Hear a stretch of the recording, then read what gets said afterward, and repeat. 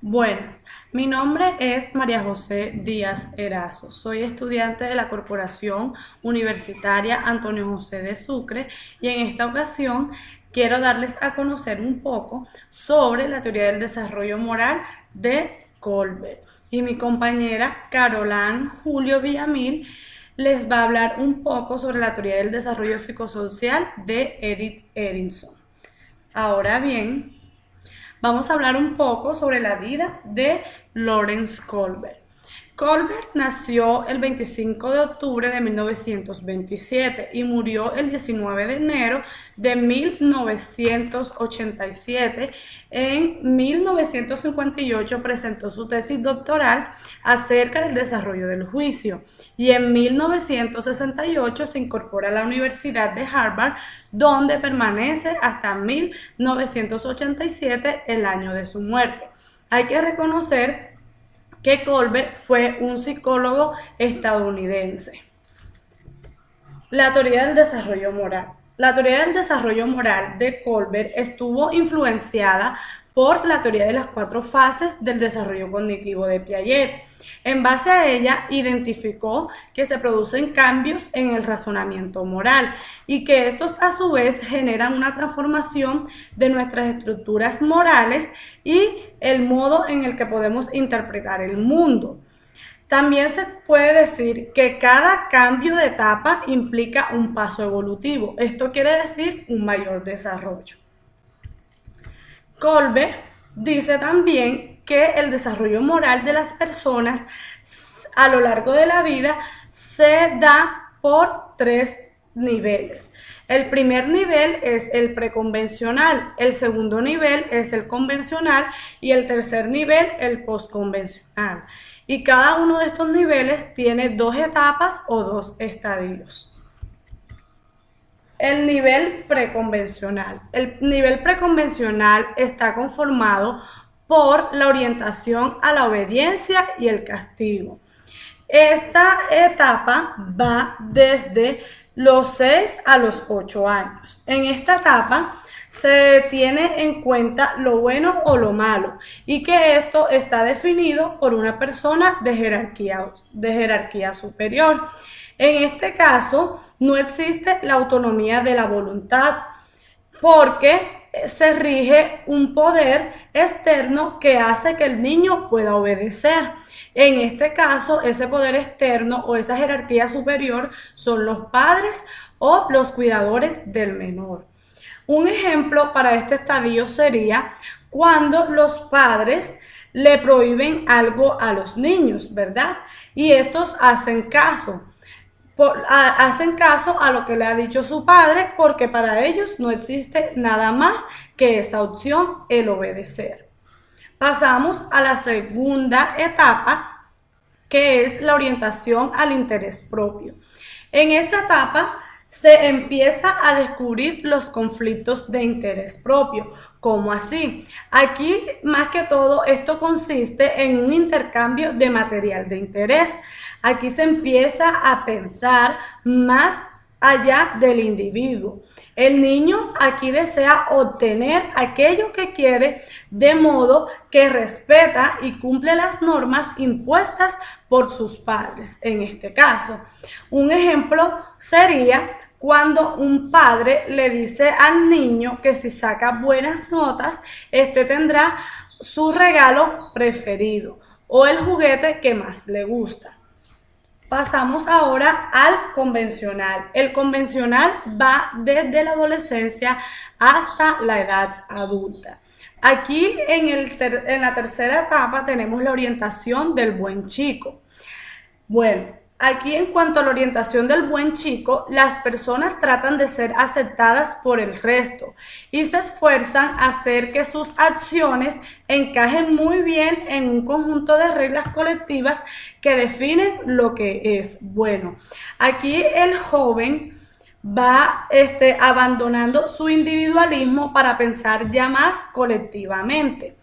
Y lo que desea el joven es ser aceptado y aprobado por el grupo social donde él quiera aceptar, donde él quiera que donde él quiera ser aceptado. En este caso sería la familia o un grupo de amigos. Un ejemplo sería cuando nosotros hacemos parte de una religión o cuando un joven hace parte de una religión.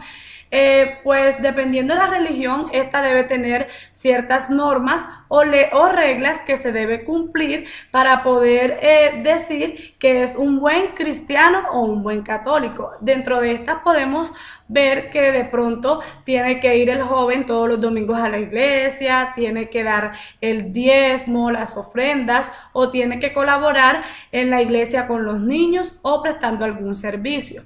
¿Qué hace el joven? El joven cumple con estas normas porque quiere ser aceptado y quiere estar dentro del rango de un buen chico. La cuarta es la orientación hacia el mantenimiento social. Aquí, en esta etapa, lo bueno y lo malo emana de una serie de normas que se perciben como algo separado de los individuos. El bien consiste en cumplir las normas y el mal es incumplirlas.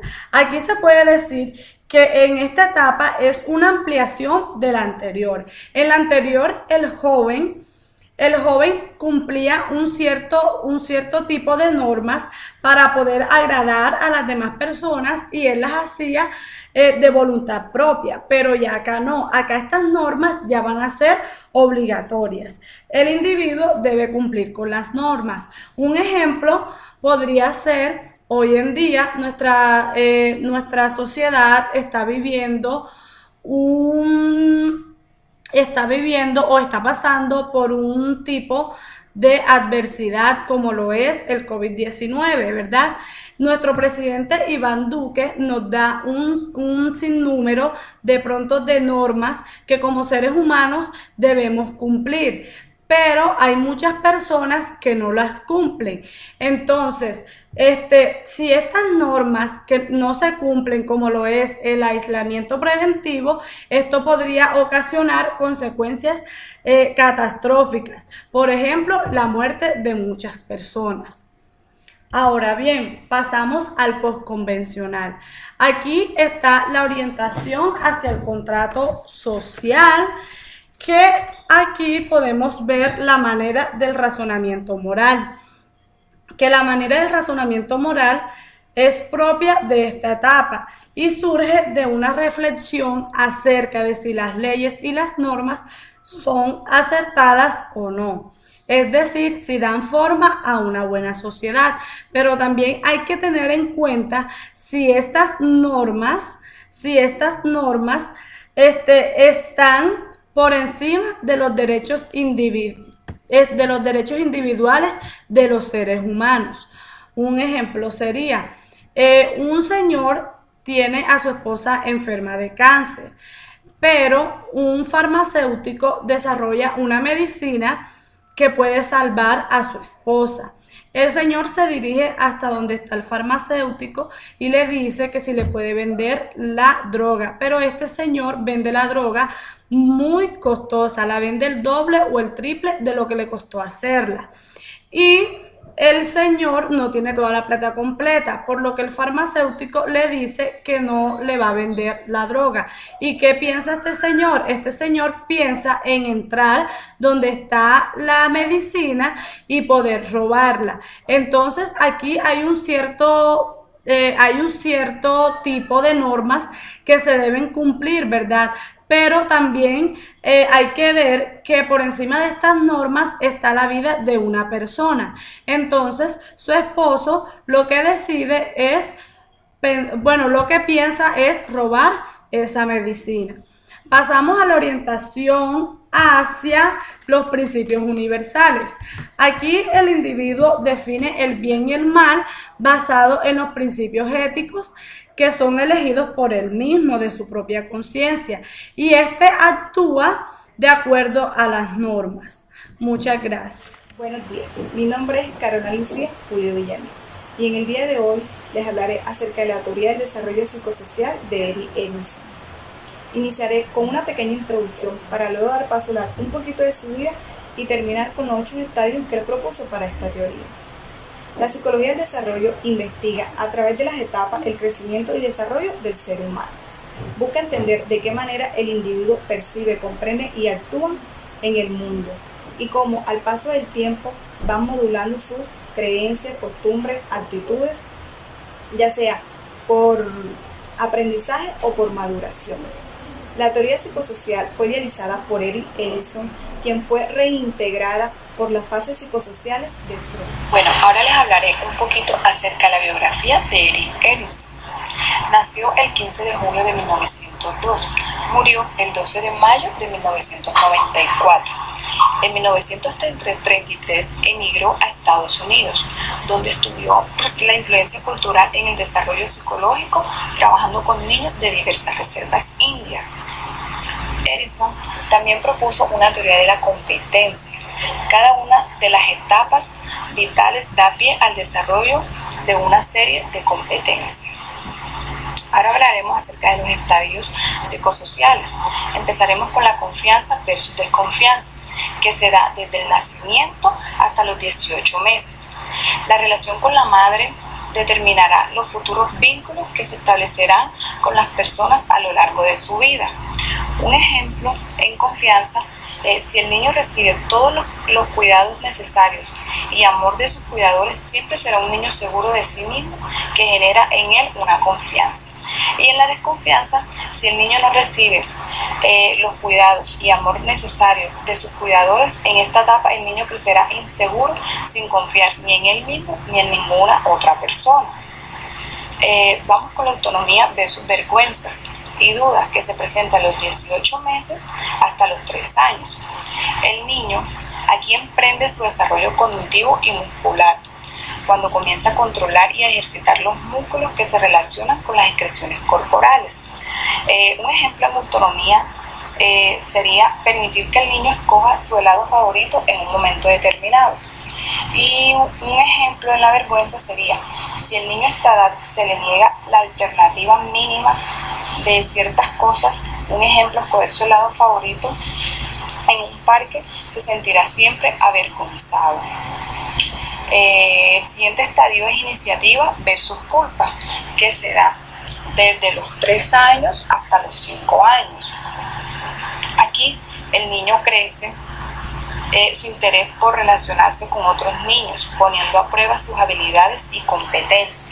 Un ejemplo en iniciativa vendría siendo responder a las preguntas que el niño hace. Y el de la culpa es responder negativamente lo que el niño pregunta, que esto viene a generar en él un temor para volver a preguntar. El siguiente estadio es laboriosidad versus inferioridad, que se presenta desde los 6 hasta el 7 y hasta los 12 años. Aquí muestran un interés genuino por el funcionamiento de las cosas e intentan llevar a cabo muchas actividades por sí mismos, con sus propios esfuerzos y proponiendo en uso sus conocimientos y habilidades. Un ejemplo de laboriosidad sería cuando el niño empieza a tener independencia para realizar las cosas. Y en inferioridad es donde el niño se presenta al no poder realizar lo que desea en su momento. Vamos con el siguiente, que es la exploración de identidad versus disfunción de identidad durante la adolescencia. Aquí los adolescentes empiezan a mostrarse más independientes y a tomar distancia de los padres. La exploración de sus propias posibilidades se produce en esta etapa. Un ejemplo general vendría siendo es la confusión temporal de identidad, que experimentan en diversos actos positivos o negativos. También prueban diferentes maneras de vestirse y adaptarse a la sociedad, hasta que se sienten conformes con su misma identidad, podría ser. El siguiente estadio es la intimidad frente al aislamiento, que se presenta desde los 20 hasta los 40 años. Aquí la forma de relacionarse con otras personas se modifica. El individuo empieza a priorizar relaciones más íntimas que ofrezcan y requieran de un compromiso recíproco. Un ejemplo de intimidad es relacionarse con los demás que le generen seguridad y confianza. Un ejemplo de aislamiento vendría siendo donde se presenta cuando no se da la interacción con los demás y esto lo conlleva a la soledad. El siguiente estadio es generatividad frente al estancamiento. Esto se presenta desde los 40 hasta los 60 años. Es un lapso de la vida en el que la persona dedica su tiempo a su familia.